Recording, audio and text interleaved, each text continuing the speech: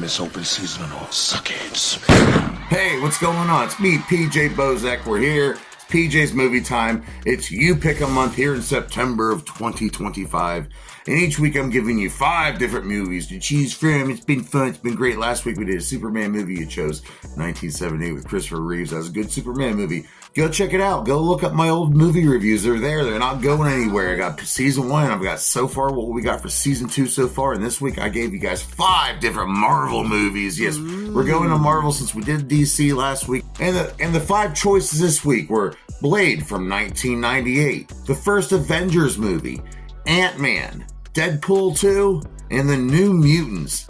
And the winner for this round is, well, every movie did get voted for, but the winner is Blade from 1998. It's from New Line Cinema. Some would say this is kind of like the second ever live-action Marvel movie, the first being Howard the Duck. If you've never seen that, that's a pretty good one. But also a lot of people would say that the 1940s Captain America, there was a Captain America movie all the way back from the 1940s. So maybe we'll say this is the third ever theatrical release of a Marvel movie. Is pretty cool. Late 90s, everything was edgy and extreme. Everybody were chomping on Doritos and guzzling down Mountain Dew and looking at conspiracy theories on the early internet days. And we got ourselves in not only a Marvel movie, but an X-rated Marvel movie. Well, Blade came out in 1973 under Marvel Comics, created by Marv Wolfman and Gene Colan. He's a vampire hunter / he's part vampire. He's also part human. Some would call him the Daywalker. Has all the vampire strengths, but none of their weaknesses. He does have to feed on blood once in a while to survive, though. But he's got super strength, super hearing, super taste, super quick. He can use swords. He can use guns. He knows every style of martial arts on the planet. He's got this human whistler with him, giving him all these gadgets to help him out with his epic tales. And the reason he has these weird mutated vampire powers is because his mother was pregnant with him when she got bitten by a vampire, and somehow it changed his DNA and mutated him into a half-human, half-vampire hybrid, the Daywalker.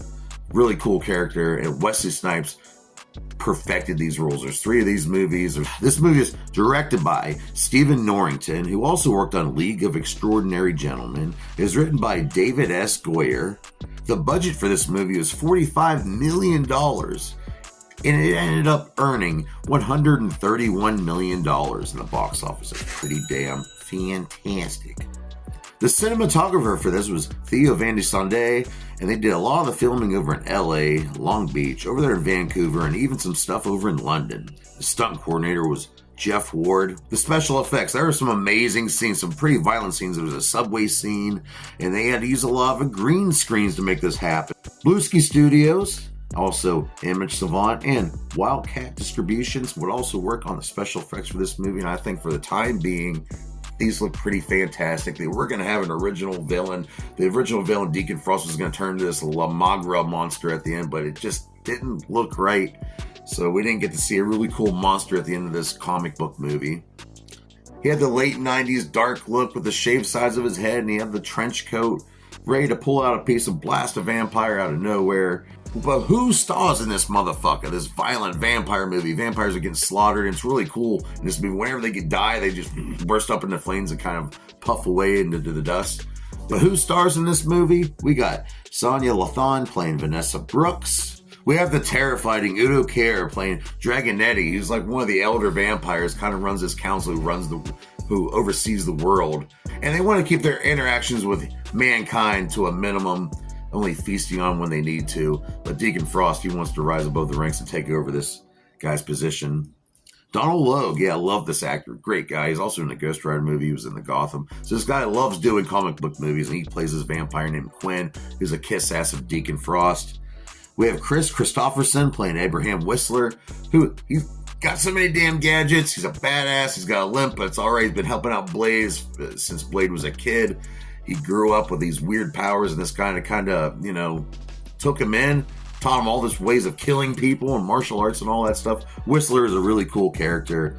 We have Nebuchadnezzar Wright playing Dr. Karen Jensen. She gets bitten in the beginning of the movie, and Blade kind of has sympathy towards her because she kind of reminds him of his mother. And then we have Stephen Dorff playing this he's a good villain in this movie, playing Deacon Frost, who's a younger vampire. He's not a full-blooded vampire. He used to be human and he got turned, but he wants to take over the entire council that runs the world and stuff. And he was really good in this role. I believe him as a bad guy. I enjoyed it. And starring the epic Wesley Snipes, playing Blade. And Wesley Snipes just being a badass like always, looks great in these fighting scenes. His stunt work just looks really great. I enjoy Wesley Snipes in also the other two movies, and he does a little comeback in Deadpool and Wolverine. There were some sequels for this movie. We had Blade 2 in 2002, directed by Guillermo del Toro. Really good sequel. Then there was Blade Trinity from 2004. Had Ryan Reynolds in it, and of course he's always great in everything he does, but that movie was excellent.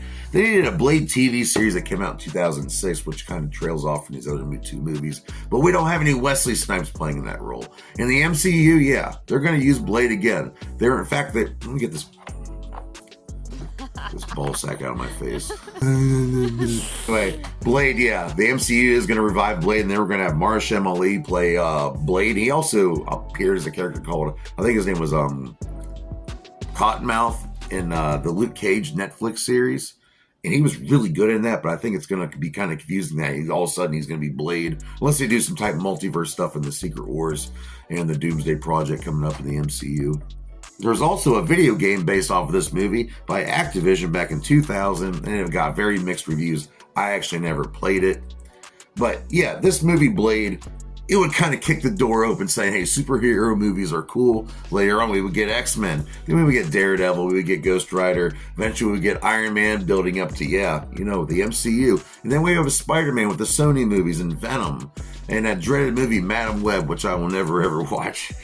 We had to start somewhere, and the MCU would be nowhere without these early Marvel movies, including Blade from 1998. Wesley Snipes, he kicked the ass of every single vampire that was there. Me and my homie Jimbo, all my Juggalo homies, we loved watching this. We loved watching the opening with that freaking techno music playing at the beginning with the bloodbath and the rave. That's freaking dope.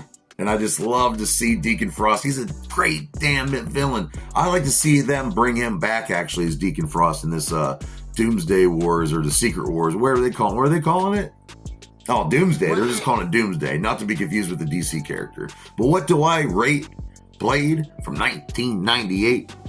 Fuck, this is a part of comic book cinematic history. I'm going to go out and say I'm going to give it a 4 out of 5 dog dicks, and that's a great rating. Well, join me here next week on PJ's Movie Time. We're going to get really silly next week. We're going to bust out some comedies, various comedies throughout the decades, and I'm going to give you guys 5 different choices. All you got to do is just watch the 30-second video, and I present to you the 5 different choices, and then down in the comments, you just tell me which one you want to see me review. So I'll see you here next week on PJ's Movie Time. Stay true to yourself, man, for real. Pay your bills, feed your kids, ignore that negativity, keep it over there somewhere where it ain't gonna bother you. I freaking love y'all.